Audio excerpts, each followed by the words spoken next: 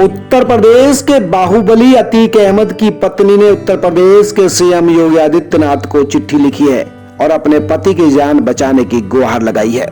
लेकिन एक वक्त ऐसा था जब अतीक पूर्वांचल में खौफ का दूसरा नाम था। खौफ ऐसा कि उनके खिलाफ केस की सुनवाई से ही खुद को अलग कर लिया था।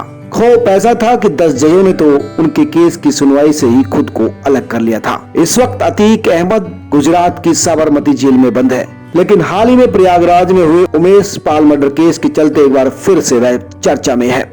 दरअसल पूर्व विधायक राजू पाल की हत्या का मुख्य गवाह उमेश पाल था और आरोपी अतीक अहमद और उसका भाई अशरफ।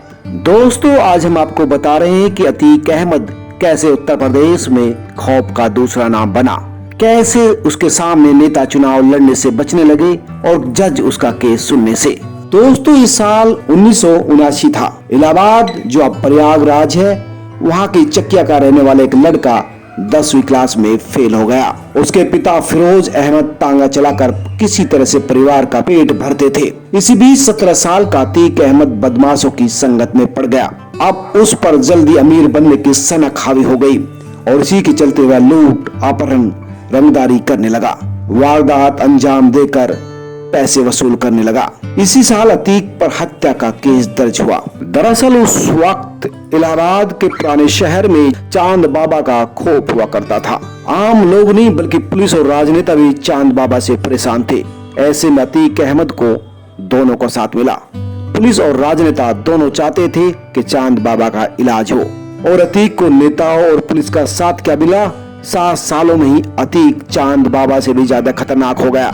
वह लगातार लूट, अपहरण और हत्या जैसी खतरनाक और खौफनाक वारदातों को अंजाम देने लगा और जो पुलिस उसको सह दे रही थी वही अब उसकी जान का दुश्मन बन गई। वह उसकी आंखों की किरकिरी बन गया था और इसलिए 1986 में पुलिस ने उसे गिरफ्तार किया। अतीक ने अपने रसूख का इस्तेमाल करते हुए उस समय इलाहाबाद के कांग्रेस नेता से संपर्क किया। नेता की उस वक्त हनक थी।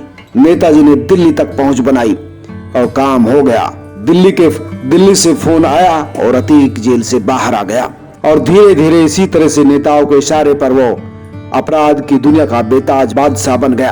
और साल 1989 में वो राजनीति में उतरता है और शहर की पश्चिम सीट से विधानसभा चुनाव लड़ने का ऐलान कर देता है। इस बार मुकाबला था चिर प्रतिद्वंदी चांद बाबा से और ऐसे में गैंगवार होना तय था। इसमें भी अतीक ने बाजी मारी और अपनी दहशत के चलते चुनाव जीत गया। कुछ महीनों बाद बीच चौराहे पर दिन दहाड़े चांद बाबा की हत्या हो गई। अब तो पूरे पूर्वांचल में अपराधी अतीक के नाम का बोलबाला हो गया। साल 1991 और 93 में भी लगातार अतीक निर्दलीय चुनाव जीता और साल 1995 में लखनऊ के चर्चित गेस्ट हाउस कांड में भी अतीक का नाम सामने आया था। इसके बाद साल 1996 में सपा के टिकट पर विधायक बना और फिर 99 में अपना दल के टिकट पर प्रतापगढ़ से चुनाव लड़ा, लेकिन इस बार किस्मत ने धोखा दे दिया और वो हार गया। फिर 2002 में अपनी पुरानी इलाहाबाद पश्चिम सीट से 5वीं बार विधायक बन गया। अतीक अहमद बहुत खतरनाक था। उसका खौफ इतना था कि उसके सामने लोग चुनाव नहीं लड़ते थे। कई बड़ी पार्टियां टिकट देती थी लेकिन लोग लौटा देते थे। साल 2004 के लोकसभा चुनाव में अतीक अहमद सपा के टिकट पर यूपी की फूलपुर सीट से चुनाव लड़ा और जीता। उस वक्त अतीक इलाहाबाद पश्चिम सीट से विधायक था। सांसद बनने पर विधायकी छोड़नी पड़ी। उपचुनाव हुआ। सपा ने अतीक के छोटे भाई अशरफ को उम्मीदवार बनाया। इसी बीच अतीक के दाएं हाथ माने जाने वाले राजू पाल ने बसपा के टिकट पर चुनाव लड़ने का ऐलान कर दिया। अक्टूबर 2004 में राजू पाल चुनाव जीत जाता है। पहली बार अतीक को अपने ही इलाके में किसी से टक्कर मिली थी। अब बात रसूख की थी। विधायक बनने के 3 महीने बाद 15 जनवरी 2005 में राजू पाल ने पूजा पाल से शादी कर ली। शादी के 10 दिन बाद 25 जनवरी 2005 में राजू पाल की हत्या कर दी गई। इस हत्याकांड में अतीक अहमद और उसका छोटा भाई अशरफ का नाम सामने आया और साल 2005 में विधायक राजू पाल की हत्या के बाद से अतीक अहमद का बुरा वक्त शुरू हो गया। साल 2007 में यूपी की सत्ता बदली। मायावती सूबे की मुखिया बन गई। सत्ता जाते ही सपा ने अतीक को पार्टी से बाहर कर दिया। सीएम बनते ही मायावती ने ऑपरेशन अतीक शुरू किया। 20,000 का इनाम रख अतीक को मोस्ट वांटेड घोषित कर दिया। अतीक अहमद पर 100 से ज्यादा आपराधिक मामले दर्ज हैं, जिसमें हत्या की कोशिश, किडनैपिंग, रंगदारी जैसे बड़े मामले हैं। उनके ऊपर 1989 में चांद बाबा की हत्या, 2004 में मुरली मनोहर जोशी के करीबी नेता अशरफ की हत्या, 2005 में राजूपाल की हत्या का आरोप है। लगातार दर्ज हो रहे मुकदमों की वजह से उसके राजनीतिक कैरियर पर भी फुल स्टॉप लगने लगा। 2012 के यूपी विधानसभा चुनाव के वक्त अतीक अहमद जेल से ही चुनाव लड़ा। साल 2012 में उसने चुनाव लड़ने के लिए इलाहाबाद हाईकोर्ट में जमानत के लिए अर्जी दाखिल की। हालांकि हाईकोर्ट के 10 जजों ने केस की सुनवाई से ही खुद को अलग कर लिया। 11वें जज ने सुनवाई की और अतीक को जमानत मिल गई। लेकिन इस चुनाव में अतीक की हार हुई।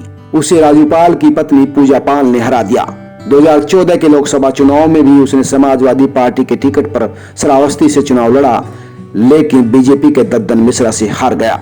इसके बाद 2019 के आम चुनाव में जेल से ही वाराणसी सीट पर मोदी के खिलाफ चुनाव लड़ा, लेकिन इस बार उसकी जमानत जब्त हो गई क्योंकि उसके सामने था देश का सबसे बड़ा नेता पीएम नरेंद्र मोदी। इसके बाद 2019 के आम चुनाव में उसने जेल से ही वाराणसी की सीट पर पीएम मोदी के खिलाफ चुनाव लड़ा, लेकिन इस बार यहां से उसकी जमानत ही जब्त हो गई। और अब फरवरी 2023 में उसने राजूपाल हत्याकांड के गवाह उमेश पाल की हत्या में उसका नाम आ रहा है, जिसके बाद सीएम योगी आदित्यनाथ ने कह दिया कि वो माफिया को जमीन में मिला देंगे। दोस्तों, आपको अतीक अहमद और उसकी कारगुजारियों पर क्या कहना है, अपना कमेंट करके जरूर बताएं। और साथ ही आपको अगर ये स्टोरी अच्छी लगी हो तो इसको जरूर लाइक करें, अपने दोस्तों के साथ भी शेयर करें। और हाँ, अगर आप इस चैनल पर नए हैं